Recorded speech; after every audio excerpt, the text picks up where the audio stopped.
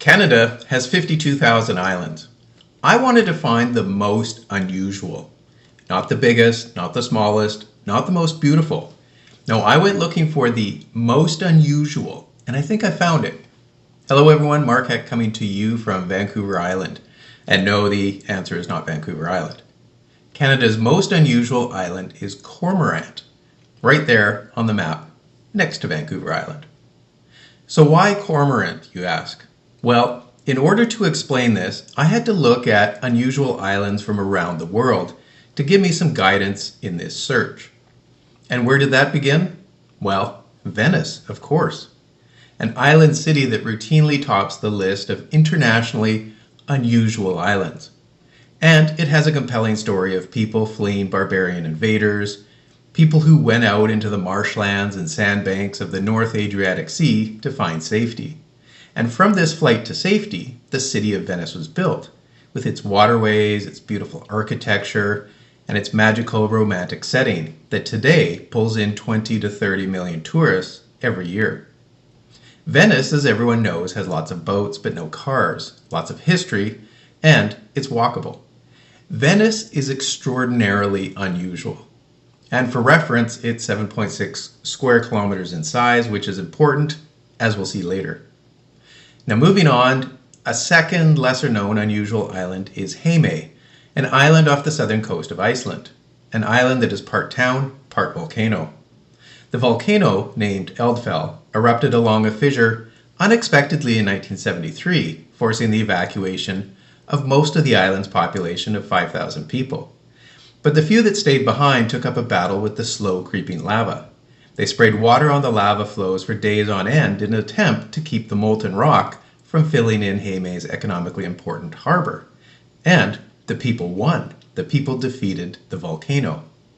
Now Heimaey, its volcano and its people were always a bit unusual, but they were mostly unknown until they became famous in 1973. But in my search for Canada's most unusual island, Heimaey had some characteristics I was more interested in. You see, unlike Venice, you can drive on Heimaey, but like Venice, you can also walk around Heimaey in a day. It has an area of 13.4 square kilometers, which is a little bit larger than Venice, but still walkable. So at this point, Venice and Heimaey were great starting points to help define what unusual meant. But there was one more island I wanted to look at, and it's located among the Gili Islands. These islands sit between Bali and Lombok in the Indonesian archipelago. I'm going to refer to only one, Gili Trawangan. Most people just call it Gili T. And Gili T happens to be a lot like Heimaey in the sense it's half urbanized and half rural.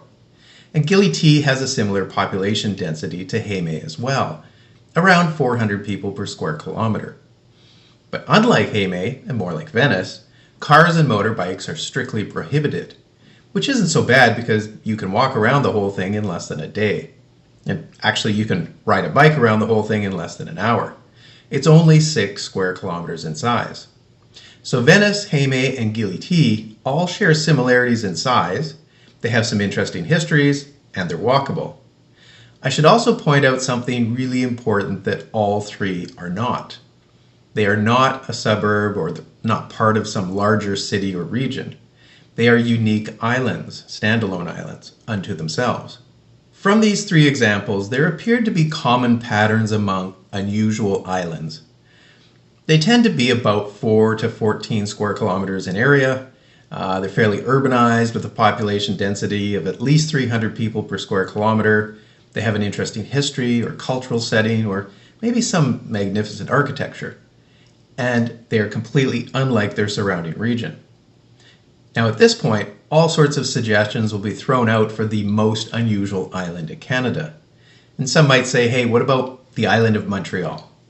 And the island of Montreal does have a fascinating history, it's got some nice architecture, and a unique setting. Except it's too big, 500 square kilometers. And really it's just part of the city of Montreal. So, no. Well, how about the island of Newfoundland, some might ask? Again, yes, it's got an interesting history, some quaint architecture, and mystic scenery. But again, way, way too big. Or maybe Granville Island in Vancouver. Again, interesting, urban, very popular, commercially creative, But this one is too small, at only 0.14 square kilometers, which is more like a floating dock than a proper island. And it's basically just a neighborhood in Vancouver. Plus, it's not even an island, it's technically a peninsula. So, no. Cormorant. Cormorant is the only island in Canada that compares with the world's other unusual islands. Like the other examples, Cormorant is small, but not too small, 4 square kilometers, on par with Gili T. It's historically interesting. It has the oldest colonial settlement in and around Vancouver Island, which is the town of Alert Bay. But even more, Cormorant Island is unusual culturally. It has 2 distinct populations. It has the Namgis First Nation, and it has what was originally an ethnically British colonial population. The 2 groups are geographically divided by distinct lines on a map. Indian reserves on one end of the island for the Namgis, and on the other end, the town of Alert Bay for the original British colonists. The line is very apparent on a map, yet not nearly so obvious in real life. You'd be hard-pressed to know exactly where it is. It's right there in case you're wondering. But even so, that doesn't really help. If you went looking for physical evidence, you'd mostly end up confused. For example, just by looking at these houses from Cormorant, you'd be hard-pressed to tell me correctly whether they exist on the Indigenous end of the island or the British colonial end. It appears the residents of this island are becoming interwoven culturally to the extent that even the architecture refuses to make a distinction. And did I mention Cormorant has the tallest totem pole in the world?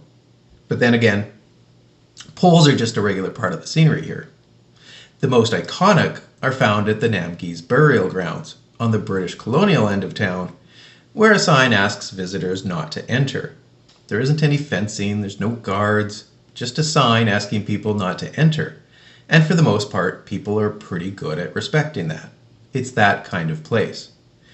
It's all part of what I might call a unique variant of West Coast Canadian. Which brings us back to the original question. Is Cormorant really Canada's most unusual island? Well, getting back to the hard numbers, Cormorant is around half the size of Venice, it's got the density of Haymay, and has an urban-rural split like Gili T. Plus, of course, it has that history and cultural fusion, unlike anywhere else in Canada. And you can walk around it in less than a day. And one last thing I forgot to mention, this island even has an airport. And from the air you can easily see Cormorant's built-up urban character as it floats alone in stark contrast to the vast wilderness that stretches far off into the distance, which satisfies our last criteria. It's one of a kind. Now, I don't know what you think, let me know in the comments, but for me, I couldn't help but come to the conclusion that Cormorant takes the prize for being Canada's most unusual island.